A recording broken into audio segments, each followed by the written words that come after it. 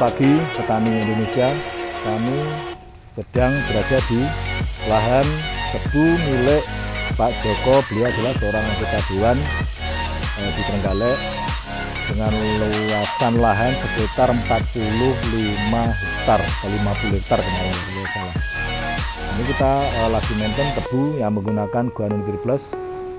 Nanti ini kita lagi menghubungi beliaunya supaya bisa hadir karena kita juga perlu wawancara terkait dengan aplikasi penggunaan Guano dan segala macam. Ini karena beliaunya sibuk, maka tadi barusan saya telepon katanya siap mau ke sini. Jadi sambil menunggu kita lihat ya. Kita lihat hasil daripada tebu yang menggunakan Guano Nutri Plus. Wah, ini Mas Jokonya. Oh, ini. Nah, ini beliau ini pemilik lahan. Assalamualaikum Pak Joko. Waalaikumsalam. Pak Gito Pak, Klos Saing Trimukti. Nah, jadi gini Pak Joko, ini kita lagi lebih dulu ke lahan jenengan karena tadi yang sibuk. Ada beberapa hal yang mau saya tanyakan kaitan dengan aplikasi kemarin menggunakan apa, campurnya seperti apa, dan hasilnya seperti apa. Mungkin itu nanti yang mau saya tanyakan. Sebelumnya saya kenalkan, beliau adalah Pak Joko dari DPRD Kabupaten Trenggalek. Beliau adalah di samping anggota dewan juga pengusaha tebu. Kalau tidak salah dengar itu ada sekitar berapa Pak Joko? Dari 50 hektar ya? Ya kurang lebih sama punyanya keluarga. Oke, dari 50 hektar itu tersebar di beberapa kecamatan. Iya. Nah, jadi Pak Joko kalau tidak salah ada 2 kali nih ya pakai aplikasi Guano ya? Iya. Dari tahun kemarin sudah, ini tahun yang kedua nih. Gimana nih Pak Joko? Kemarin nih dari kawasan atau luasan 1 hektar itu berapa aplikasi Guano-nya kemarin? Terima kasih. Jadi begini, Oke. kami menggunakan Guano sudah tahun kedua. Oke. Pertimbangan kami pertama mengingat subsidi pupuk semakin tahun semakin dikurangi. Jadi kami juga harus mencari solusi alternatif pengganti daripada pupuk subsidi. Apalagi kita sebagai petani tebu itu kategorinya sudah bukan lagi petani Pak. Betul. Jadi sudah pengusaha, jadi sudah tidak diperkenankan lah untuk Betul, memakai ya. pupuk atau menikmati pupuk bersubsidi. Jadi akhirnya ya kami kenal dengan jenengan. Oke.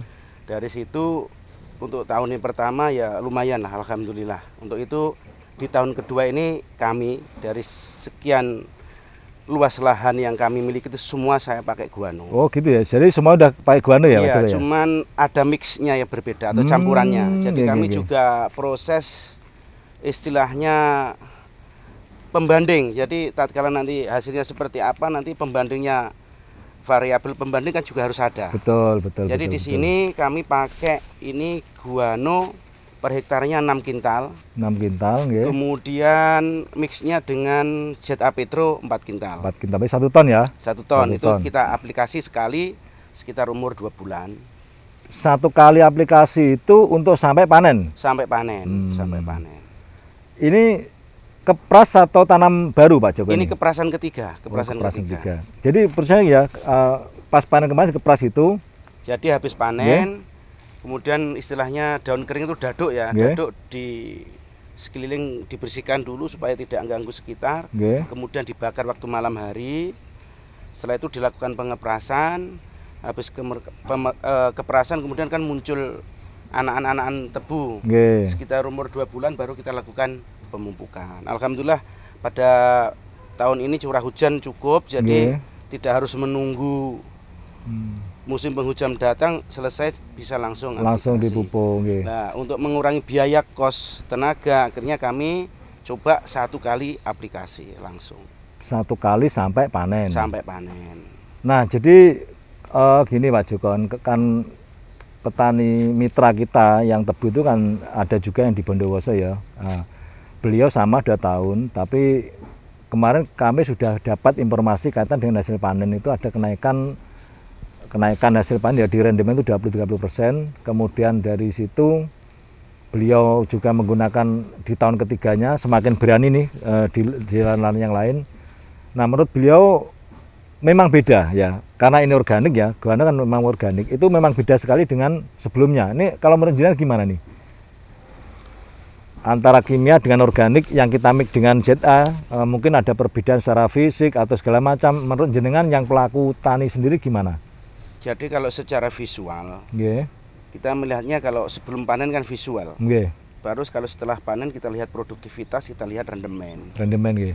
Kalau dari visual saya kira tidak jauh dengan yang sebelumnya. Pakai kristal atau pakai pupuk non organik. Yang kimia lah ya.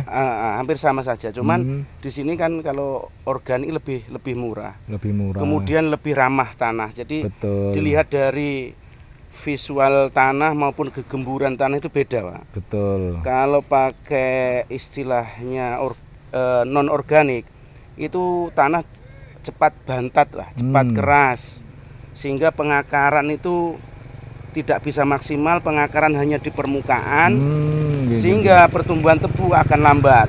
Tapi kalau pakai organik itu tanah tetap gembur, sehingga pengakaran tidak ke permukaan, ke nyamping, tapi ke bawah. Ke bawah. Karena akar fungsinya mengambil air, mengambil nutrisi yang ada di bawah, bukan di permukaan.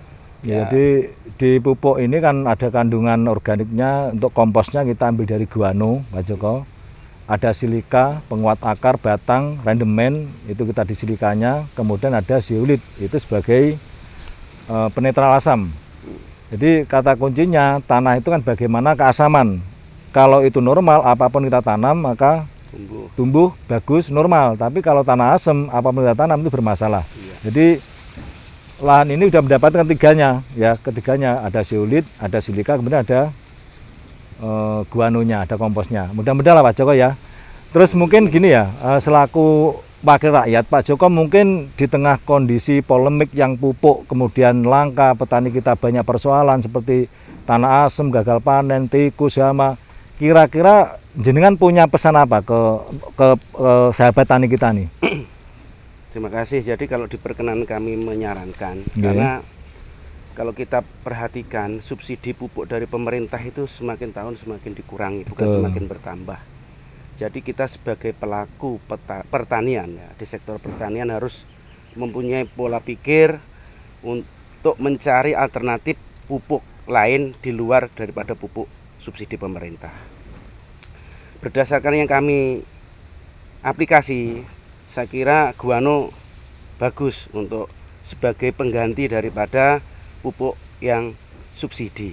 Siap. Mengingat kandungan nutrisi dalam pupuk juga bagus, kemudian dari segi biaya juga lebih terjangkau.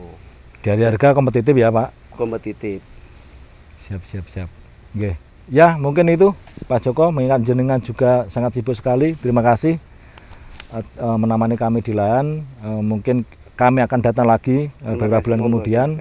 Akan kita bahkan pantau bisa terus. Nanti dilihat kebun-kebun yang lain bisa. Oh enggak ya itu. Jadi karena kami mengaplikasikan guano itu tidak hanya di sini.